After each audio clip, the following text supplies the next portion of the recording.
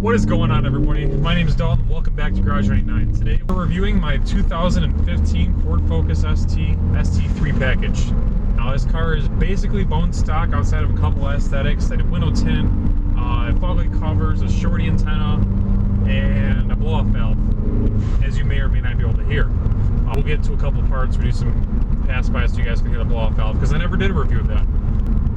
So we'll start with the looks of this car. It's a pretty good looking hot hatch, I would say, as opposed to the other ones that are in this category, like the Golf GTI, the Mazda Speed 3, Caliber SRT4. It's definitely one of the better looking ones. It's kind of edgier. This is the updated facelift. They came out in 2015. These cars, I believe, have been out since 2013, and they stopped production in 2018 or 19. This is a 2-liter. It's a 2-liter EcoBoost engine. It makes about 252 horsepower at the crank and 270-ish torque, foot-pounds of torque. Very torquey. This car really does get down and dirty with it. We'll rip first and second gear and rip the tires right apart. I mean, it really does put the power down that it has. If you guys know, I had a Subaru WRX that had a bunch of bolt-ons. It's probably making close to 300 at the wheels. And then I recently had what you guys know as the Nissan Z. That was a pretty sweet car.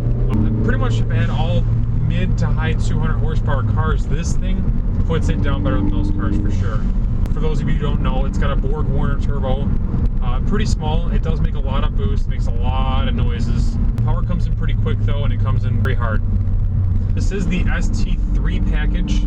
It does have your big bolstered Recaro seats. It's got the sunroof. It's got keyless entry. It's got the optioned out 5 and 2 10-spoke 18-inch wheels. It's race red. This thing is as good as it gets. And the only thing I think wasn't optioned out was the carbon trim package, which who needs that? It's just for looks. Let's get down to the suspension of this. So the ST was given a sport tuned suspension. It's definitely a little lower than a stock non-ST, and they made it a little stiffer. I mean, you can go around a corner really, really quick with this thing. It is by no means a speed demon, but you can fly around a corner with confidence. It is front wheel drive. It does have a lot of, it's very responsive. I'm not sure about oversteer or understeer. I don't really know how to compare the two, but it really does. I mean, that is a pretty hard corner right away now. You know, they tried to make a very cool car out of a not so cool car. They gave it a bigger functional wing that actually has 2 holes cut into it specifically to not give it too much downforce or drag, and has a nice little front fascia to it. For the facelifted version, they changed the fog lights, they changed the headlights, they made it look more aggressive, less catfishy if you ask me. I'm not a huge fan of the catfish one, but you know, opinions vary. It probably makes around 17-18 pounds of boost around a stock tune. There's no aftermarket tune on this thing. So I think it's pretty high. My Subaru made about 13 pounds of boost stock. Alright, we'll do a little pull right here. I think we got some room. Power just comes in immediately.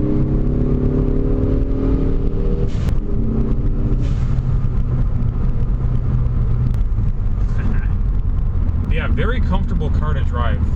I feel like the type of person to buy a car like this is like, you want a fast car, you want something that'll get you around in the winter time, and you want something that's usable. Like if you were to take it on a road trip, or you just want to get good mileage around the city, you got a bunch of people you want to bring with you going out for the night, you like to hear blow-off valve noises, and you like to shift gears. I mean, this car has it all. It's just the only thing it doesn't have is rear-wheel drive, which I guess if you really want that, you can get a Focus RS. From what I hear, the drift mode is essentially rear-wheel drive. That's great if you want to spend just about triple what I spent on this. I mean, this was still very expensive. It's a low-mile car. This thing's got everything you want. Like even on the outside, it's got really nice blacked out daytime running lights. I feel like a lot of the stuff in this car is stuff that I did to the Subaru. Like I lowered my Subaru because I wanted it to handle a little bit better and I wanted to close that wheel gap. This thing already comes from the factory, handling incredibly well, and closes that gap. There's very minimal wheel gap. It doesn't have a horrible fitment to it. You know, like I wanted daytime running lights and blacked out housings. This car comes with those features. It's like when they put this car together, they really thought about it. Really gets up and goes, let me tell you. I love Ford's Sync navigation system. It is very easy to operate, has a great home screen. The gauges in the middle, I'm not really that impressed with. They're pretty economy car looking outside of the screen on that, the little LED screen. Most people just keep it on miles per hour. That's what I do. It's got a 6-speed transmission they built basically specifically for this car. It shifts buttery smooth. If you've ever driven a newer Ford product like Fiesta ST, Focus RS, Mustang GT, any of their manual transmission cars, they shift buttery smooth. Very easy to drive car. You can teach anybody how to drive a stick in this car and they will pick it up very quickly. It's very forgiving. Climate controls, stuff like that, they kept it outside of the navigation. Makes it really easy. My wife's car has everything built in. It's really silly. Very easy to operate. You know, if you want it facing at your face, they have a little picture with an arrow at your face. It's right there. There's a 3-button heated seat option down there as well. Heated steering wheel. This does have like the winter package, I believe it's called, so you have heated everything. Outside of that, it's a 250 horsepower car that gets about 30 miles to the gallon and breaks the tires loose on a roll, stock in 2nd gear, and still hauls booty doing it. I think this is a pretty good all-around car. Yeah, before I purchased this vehicle and actually knew what Ford had done to this car, I thought somebody would be absolutely insane buying a Focus RS. I can't fathom spending 40 grand on a Focus. I spent a little under half for this car, and I think this is worth every penny. This is my favorite car I've owned, for sure. Not even a competition, because it's like a normal vehicle. If you have people with you, people don't even know it's a manual if you shift smooth enough, because this can shift that smooth. From the factory, they give you these nice little gauges up here. They give you, you know, you've got, in the middle, you've got your standard gauges, but up top, it's kind of like a little add-on gauge thing. It gives you your oil temperature, your boost pressure, and your oil pressure. I mean, which are really good gauges to have for the aftermarket community of this car, because you always want to monitor those 3 things, you know.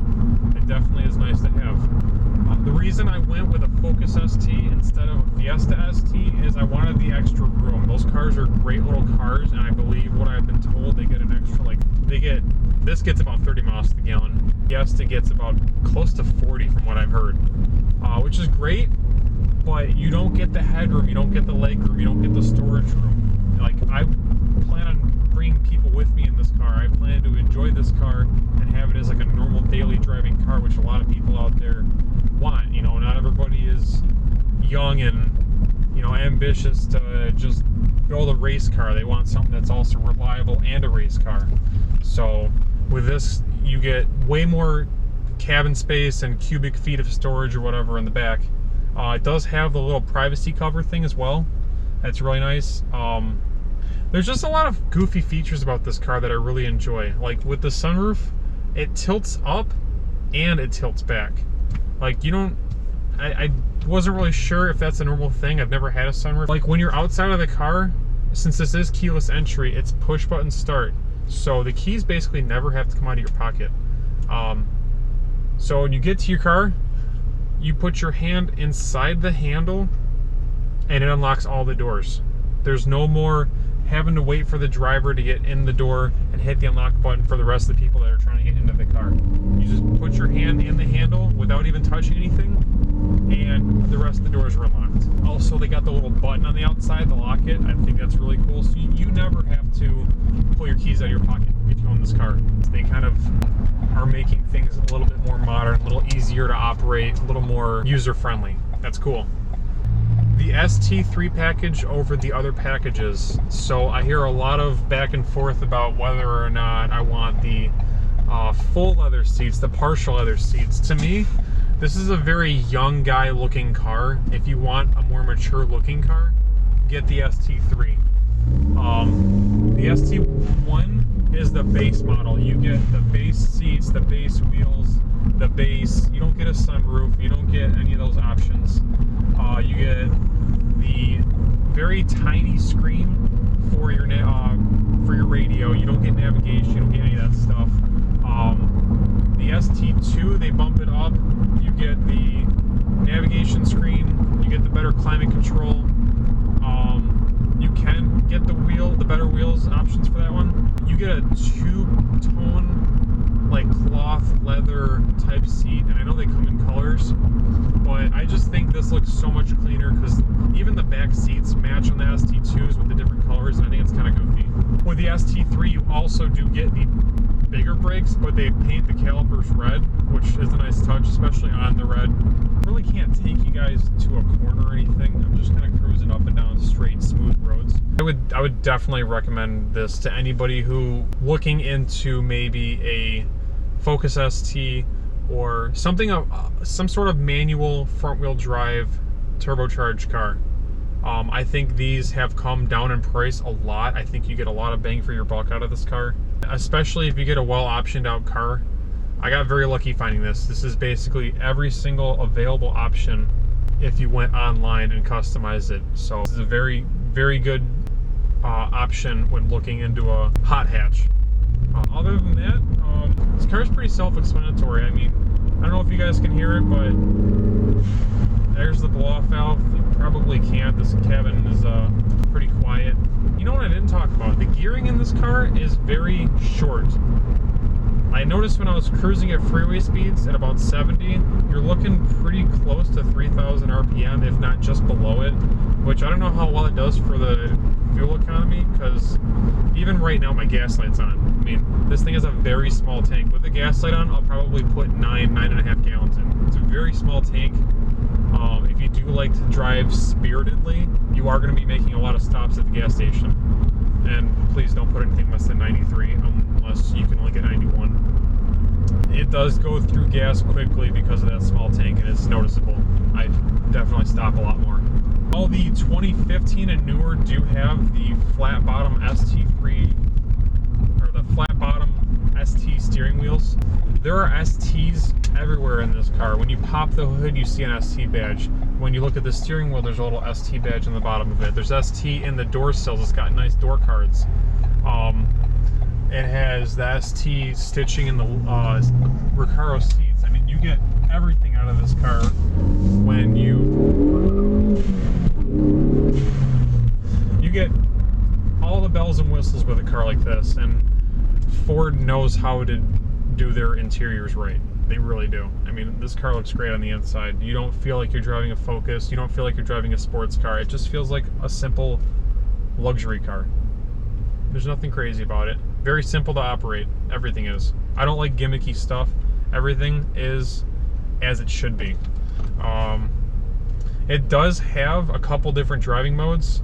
If you press this button down here, your traction control will turn off and it'll say sport mode. That is simply just sport mode. You turn it back on. If you press and hold it, you have to keep pressing and holding it until it tells you not to. That is essentially track mode.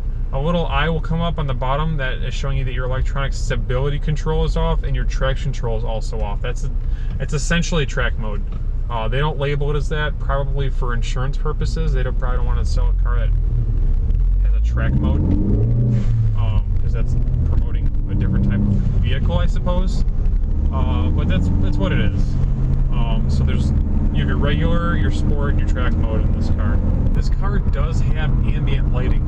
There's a little button up here, and you just press it, and it looks like a little color palette. And then you change the color with that, and you twist the knob to adjust the brightness. It's got like 6 or 7 colors. Ford's been doing that for a while. It adds color into the cup holders, the doors, the footwells. It looks really cool at night. It's not gimmicky. It doesn't look gaudy. It's just subtle. It looks pretty good. That is going to conclude my review of the Focus ST. If you guys are wondering why I didn't hate anything about the car, it's because I'm going to make a different video about that. different things I hate about the car. So that'll conclude the video today. Like, comment, subscribe, and I will see you guys later. Peace out. Keep turning those gears.